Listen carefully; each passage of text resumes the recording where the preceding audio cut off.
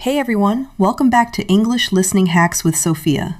In our last episode, we talked about simple daily listening practice and how small habits can improve your English step by step. Today, we're going deeper. In this episode, I'm going to show you exactly how to hear every single word when native speakers talk. Yes, even when they speak fast, connect words together, or use casual expressions that sound confusing at first.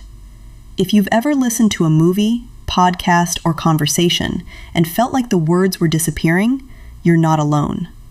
The good news is that there are clear patterns behind the way English sounds in real life. Once you understand these patterns, your ears start catching words automatically. This lesson might completely change how you listen to English. Let's get started. I know the feeling. You're listening to a podcast, watching a movie, or hearing two people talk in English, and suddenly everything becomes unclear. At the beginning, you understand a few words, maybe a sentence or two, but then the sound starts moving faster and the words seem to disappear. It feels like native speakers are blending everything together. You hear something like, "I'm gonna," and after that, the rest sounds like noise. Many English learners think the speaker skipped words or spoke incorrectly. But the truth is different. Native speakers are not skipping words. Your ears simply haven't been trained to recognize the patterns yet. Let me explain how this works. In natural conversation, English doesn't sound like the English you see in textbooks. In real life, people connect words together, reduce certain sounds, and change the rhythm of sentences. This system is called connected speech. Once you understand this system, your listening improves much faster. For example, the sentence, "What are you doing?" often sounds like, "What you doing?" The words are still there, but they are blended together. If you expect to hear every word clearly, exactly like it is written, you will miss what people are saying. So the first step is simple but important. Accept that real English sounds different from textbook English. Real speech is faster, smoother, and more connected. Now let's talk about the first listening tactic. Learn common reduction patterns. Native speakers shorten certain phrases all the time. For example, going to often becomes gonna. Want to becomes wanna. Have to becomes hafta. And did you can sound like didja. Instead of being surprised by these sounds, start training your brain to expect them. Make a small list of common reductions and practice them every day.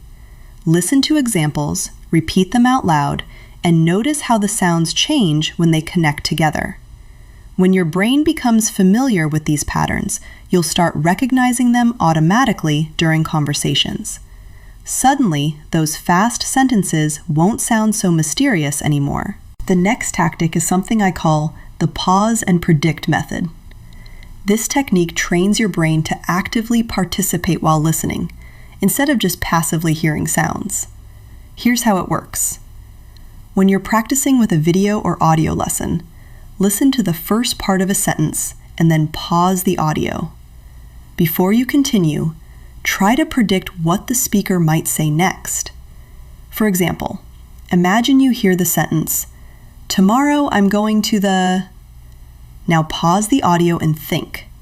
What could come next? Maybe store, gym, office, or park.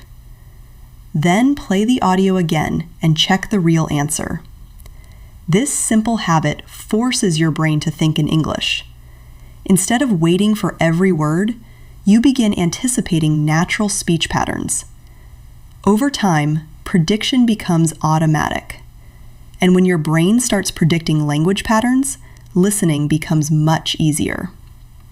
Next, let's talk about controlling audio speed.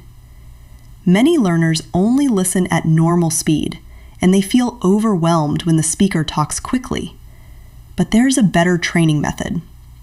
Start by slowing the audio down slightly. Many video platforms allow you to reduce playback speed to 0.75. At this speed, the words become easier to recognize. Listen carefully until you can clearly understand the sentence. Then, return to normal speed. Once normal speed feels comfortable, challenge yourself by increasing the speed slightly to 1.25. This method is similar to physical training. When you practice under more challenging conditions, the normal level starts to feel easier. Your brain adapts quickly when it is exposed to different listening speeds. After practicing this way for a few weeks, you'll notice that fast speech no longer feels impossible to understand. Instead of feeling stressed when someone speaks quickly, you'll feel prepared. The final tactic is learning to listen in layers. Many English learners try to understand every word during the first listening attempt. This creates pressure and frustration. A better strategy is to divide listening into stages. During the first listen, focus only on the general idea. Ask yourself simple questions. What is the topic? Who is speaking? What is the situation? During the second listen, pay attention to the main points and important key words. Try to identify the central message of the conversation. During the third listen, focus on the small details. This is the moment when you can notice grammar words, endings, and subtle sounds. Listening in layers removes the pressure of understanding everything immediately. It also trains your brain to process information more efficiently. Here is another important truth. Even native speakers do not hear every single word perfectly.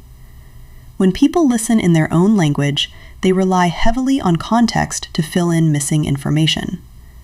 Your goal is not to hear every sound perfectly. Your goal is to understand the system behind the sounds.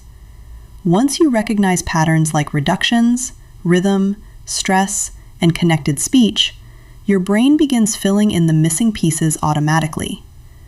Think of it like reading messy handwriting. At first, it looks impossible to understand. But once you become familiar with the person's style, the words suddenly become clear.